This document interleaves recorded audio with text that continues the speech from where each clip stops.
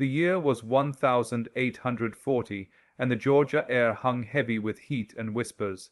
The Wraith plantation rose from the red clay like a monument to pride and punishment, its white columns streaked with the stains of years and storms. The cotton fields surrounding it stretched so far that they seemed to melt into the horizon, rows of white ghosts swaying under the weight of their own silence. Thomas Wraith stood on the veranda, a man carved from ambition and sleepless guilt, staring at the land that had made him both master and prisoner. The evening light burned red through the clouds, washing everything in the color of old blood. He told himself it was just another sunset, but he could feel the day dying differently, as if the earth itself were waiting for something. Behind him, the great house creaked and sighed. His wife's voice floated from the parlor, Clara Wraith, singing a hymn her mother had taught her in the North before she married into a Southern grave. Her voice was soft, but it carried through the halls like the memory of a prayer left unanswered. Thomas turned from the fields and entered the house, his boots echoing down the corridor lined with portraits of dead men who looked too much like him. He poured whiskey into a crystal glass and found Clara sitting at the piano, her fingers hovering above the keys. The candlelight touched her face like a benediction, but her eyes were distant, gray as a winter sea. "You've been in the fields again," she said, not looking at him. "The air out there, it follows you back." "It's my land," Thomas replied, drinking. "If I don't tend to it, it'll die." "Everything dies," she said, "even the land."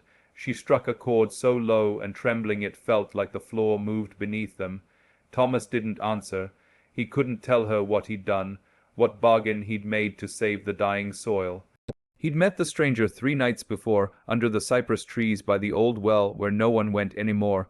The man's name, or the name he'd given, was Barrow. He'd come from Savannah, he said, but his accent was from nowhere Thomas had ever heard. He carried a book bound in red leather and a smile that never reached his eyes. "You've worked your land to bone," Barrow had told him. "It's tired, starved. The soil remembers every life it's taken. You want it to yield again, you'll have to feed it something it values." "What does the soil value?" Thomas had asked. Barrow's smile deepened. "Souls, Mr. Wraith, the oldest currency there is." Thomas had laughed then, called him mad, but the laughter had sounded hollow. He'd signed the paper anyway, just to end the conversation, telling himself it was only business. Yet now, with Clara's hymn fading and the thunder starting in the east, he couldn't shake the feeling that the signature had burned something from him. The next morning, the sky was white and swollen with heat. The slaves worked the fields slower than usual, whispering prayers in tongues Thomas didn't understand. He saw them making signs over their chests when he passed, and when he asked the overseer what it meant, the man only muttered, "They say the ground's been moving, sir, like breathing." Thomas barked a laugh and walked away, but when he reached the edge of the lower fields he saw it himself, the soil pulsing faintly beneath the cotton roots, like something alive just under the surface. That night Clara woke screaming. Thomas found her standing by the window, staring out at the fields. "There's someone out there," she whispered, "a man in black, walking between the rows." He looked, but saw nothing but mist. "Go back to bed," he said gently, but she grabbed his arm with such strength it startled him. "You made a promise," she said, her eyes wide and unblinking. He came for it. "Who?" he asked, though he already knew. She shivered. He had no shadow. Thomas stayed awake till dawn. By morning the house felt different, emptier, as if the walls had learned to listen. Clara moved through the halls like a ghost, her voice fading to whispers.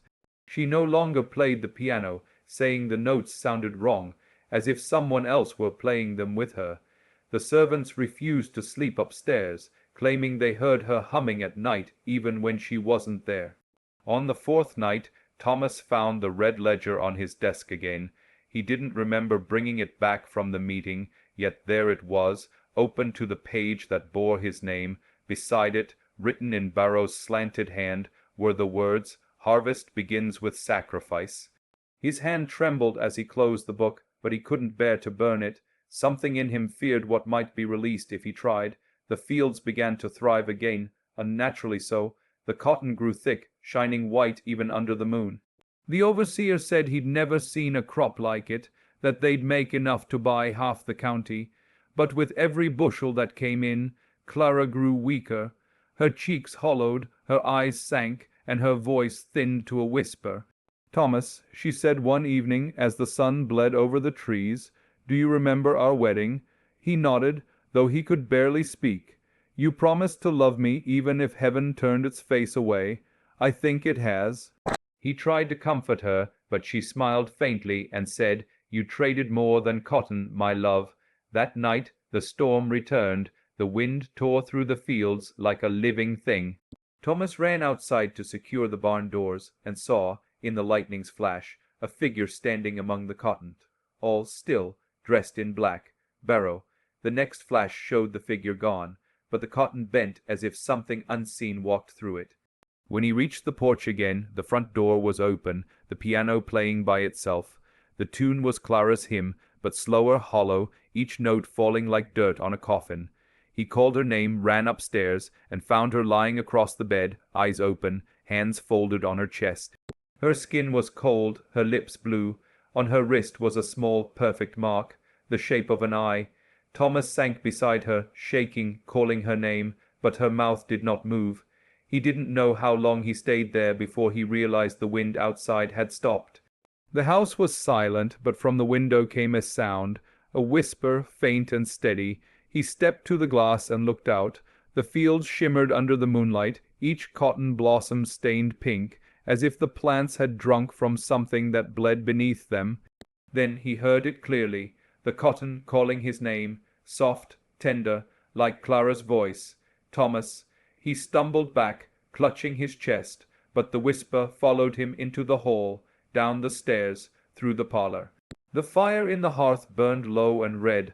On the mantel lay the ledger again, open. His name had darkened to black, and below it new words had appeared in Barrow's hand. Debt settled, yield guaranteed. Thomas dropped to his knees, the truth sinking into him like cold water. He had bought his fortune with the one thing he had loved, and now the land would never let him go. Outside, the cotton moved as though breathing again, white ghosts swaying to the rhythm of her lost song. The days after Clara's death passed like water through broken hands. The plantation moved as though nothing had changed. The workers still sang their slow, sorrowful hymns at dusk. The overseer still shouted from horseback.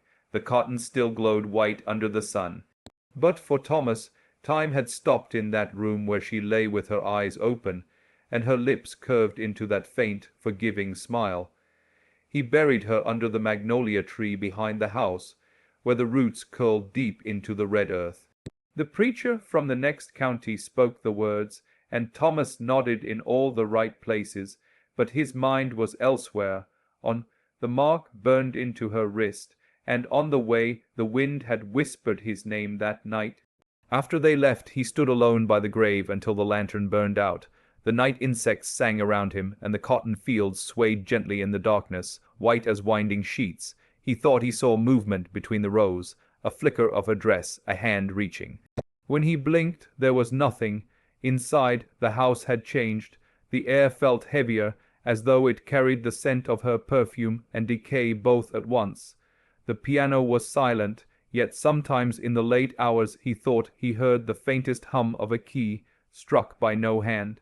He told himself it was the wind. He told himself many things in those days. He stopped going into town. He dismissed the preacher, the doctor, the few neighbors who came offering condolences. The servants began leaving one by one, whispering that the master had lost his wits. Perhaps they were right. He could not eat. He could not sleep. He wandered the halls at night, his reflection following him through the mirrors like a stranger. In the morning he would wake in the study with no memory of having sat down, the red ledger open before him, though he swore he had locked it away. Sometimes he found words written in it that he did not remember writing. Harvest. Payment, reap what is owed. One night he awoke to find dirt under his fingernails and a smear of blood on his sleeve. He went to the window and saw footprints leading from the porch to the magnolia tree. He did not follow them. He poured himself a glass of whiskey instead, then another and another until the lantern light blurred. When he woke, it was daylight and the prints were gone. The overseer came to him one morning, hat in hand, eyes nervous. "Sir, the lower fields, they're dying, the cotton's gone black in patches, like something burnt it from underneath." Thomas stared at him without understanding. "That's not possible. We've had no drought." "No, sir," the man said quietly. But the soil, it smells wrong, sweet like rot. He dismissed him, but later he went to see for himself. The soil was black indeed, and the smell hit him like spoiled fruit. When he touched the stalks, they crumbled under his fingers. Beneath the roots, he thought he saw something pale. Bone, maybe, or root tangled around bone. He dropped to his knees and clawed at the dirt until his nails tore. But when he blinked, it was only clay. That evening he sat at Clara's piano for the first time since her death. The keys were cold, dusted with a fine layer of soil that no one could explain. He pressed one at random. The sound was flat, hollow. He pressed another, and soon his hands were moving though he had never played before. The melody that came was her hymn, note for note, slow and mournful. He stopped, shaking, staring at his hands as if they were not his own. The room seemed to breathe. The mirrors trembled. Somewhere in the house a door shut softly. The next day he ordered all the mirrors covered. The servants who remained crossed themselves and muttered that the master had taken to talking to walls. He laughed when he heard them, but the sound came out cracked and thin. He began keeping candles lit at all hours, claiming the house grew too dark even at noon. He swore the corridors had lengthened, that the doors led to places that hadn't been there before. At night he dreamed of the fields. In the dream the cotton grew taller than the house, and among the stalks walked figures in white, faces hidden, hands reaching. One of them always turned toward him, her hair a pale gold, her wrist marked with an eye that blinked once before the dream ended. He would wake drenched in sweat, the sound of her name caught in his throat. He tried burning the ledger. He poured oil over it and threw it into the hearth. The pages flared, curled, turned black, and then, when the flames died, it lay whole again, the ink darker, his name bolder. Beneath it were new words, harvest incomplete.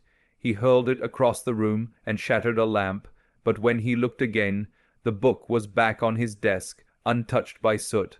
By autumn, he no longer knew the days.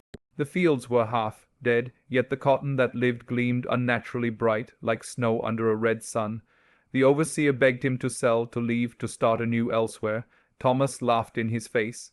"This is my land," he said. "It's all I have left." That night the overseer fled without his pay. In the morning Thomas found the man's horse wandering the yard, its eyes wide with terror. The saddle was empty. He searched for hours, calling into the fields, until he came upon the lower grove. There, under the magnolia tree, the earth had been disturbed again. He fell to his knees, dug with his bare hands, and found what he had buried months ago, Clara's coffin, split open from within. It was empty. He stumbled back, breath ragged, vision spinning. The air seemed to hum around him. "You're losing yourself." He whispered aloud, "This isn't real." But even as he said it, he heard the faintest rustle behind him, like fabric against cotton. When he turned, the grove was empty. He ran back to the house, slamming doors, shouting her name. The echoes mocked him. On the piano, a single key depressed itself, releasing a long, trembling note. He clutched his head, swore he would leave, sell everything, flee to the coast. But when he went to his study to pack the deed, the ledger was open again. This time, beneath his name, was a second signature, Clara Wraith.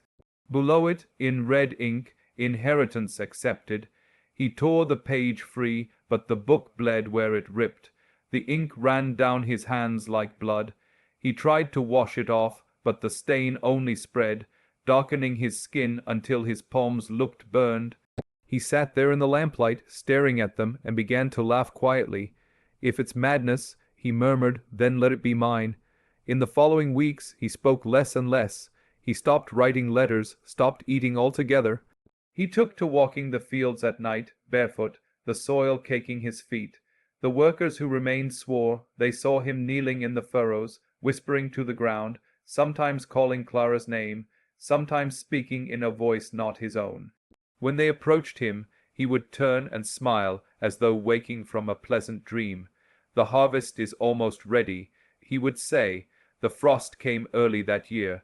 The cotton turned gray under the chill, the balls hardening like bone." Thomas gathered what he could and locked it in the barn. But when he opened the doors one morning, the bales were gone, replaced by mounds of soil. In the center lay the red ledger, half buried, as though the earth itself had pushed it up. He sank to his knees before it. "Tell me what you want," he whispered. What debt remains? The wind stirred, carrying with it the faint scent of magnolia, and then, in the hush that followed, he heard her voice, not from the fields this time, but from within himself, quiet and certain. You do. He looked down at his hands. The skin was cracked, the nails black with soil. He could not tell where the land ended and he began. The candle beside him flickered, and for a moment he saw her standing there, her face serene, her eyes filled with something like pity. He reached for her, but she faded into the air, leaving only the faintest touch of warmth on his cheek. That night the house burned. No one saw it start. By morning only the chimneys remained, rising like gravestones over the ash. Of Thomas Wraith there was no sign, only a pair of footprints leading into the blackened fields, stopping where the first new cotton sprouted, white and perfect in the dead earth. The year turned, and with it the memory of what the land had swallowed. The Wraith plantation lay in ruin, its white columns blackened, its windows gaping like hollow eyes. For months the fields slept under frost, the cotton withered to brittle ghosts. When spring came, the neighbors whispered that grass would never grow there again, that even the birds avoided the place. But by midsummer, shoots of green began to stir through the ashes. No one sowed them, yet they came, thick and pale, pushing through the scorched soil like fingers. A year later, a man named Elias Crow rode up the long road that once led to the Wraith house. He had bought the land cheap from the county, meaning to build something new, something clean. The locals warned him that the place was cursed, that the old master had gone mad and burned it himself, but Elias had debts and no patience for superstition. He pitched a tent by the magnolia tree, the same tree that hid Clara Wraith's grave, though no stone marked it now.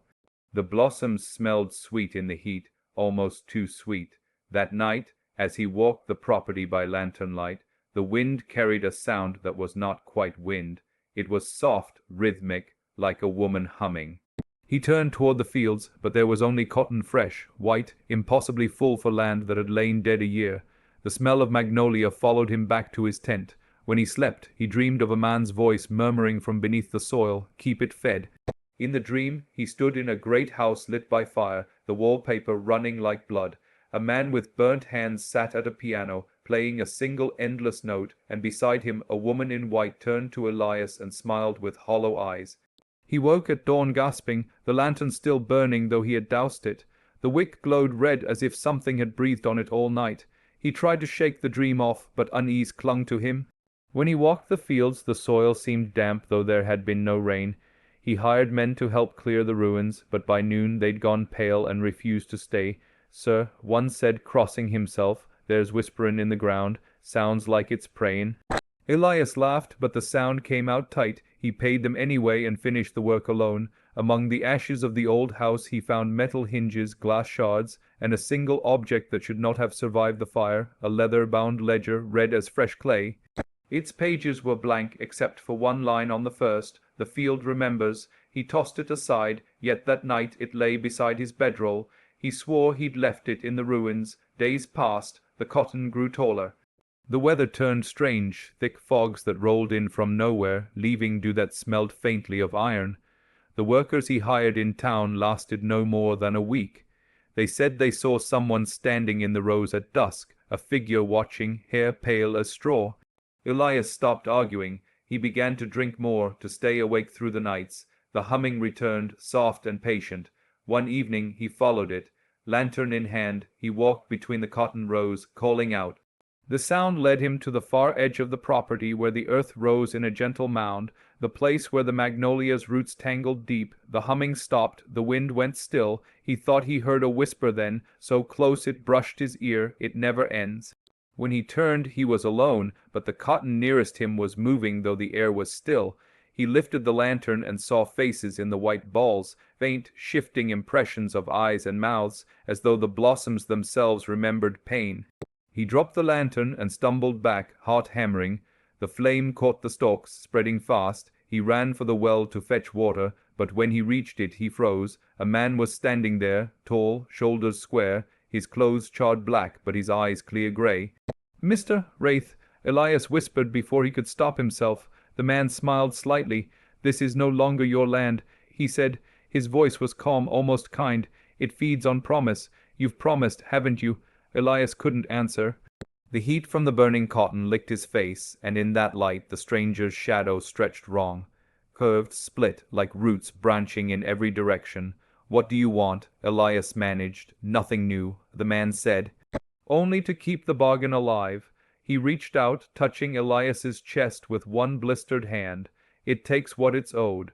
Elias felt the ground give beneath him, soft as breath. He fell to his knees, then to his hands. The soil was warm, pulsing. He looked up once more, but the man was gone, and the magnolia tree above him was in bloom, its petals falling like slow snow. When one touched his cheek, it burned. By dawn, the fire had died. Travelers on the road saw no smoke, only the quiet shimmer of dew over the fields. The cotton stood untouched, pure white, swaying in perfect rows. Of Elias Crow there was no sign, only a single boot near the well and the red ledger resting beside it, its cover newly marked with a name written in dark ink, Elias Crow. The seasons turned again, locusts came, then drought, then rain.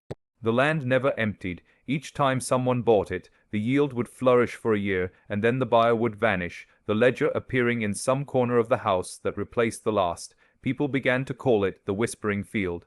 They said that at night, if the wind was right, you could hear the hum of a piano and a man's low voice singing the tune of a forgotten hymn. By 1890, no one lived within 5 miles. Children dared each other to touch the gate and run before the soil caught their scent. When the magnolia bloomed, the petals turned faintly pink, and the elders shook their heads, saying the land still remembered its debt, and deep beneath the cotton roots, where the red clay pressed like blood, something stirred. If one could listen there, one might hear 2 voices intertwined, one pleading, one answering, neither at peace. The bargain had become the soil's heartbeat, endless, feeding, whispering, harvest, harvest, harvest.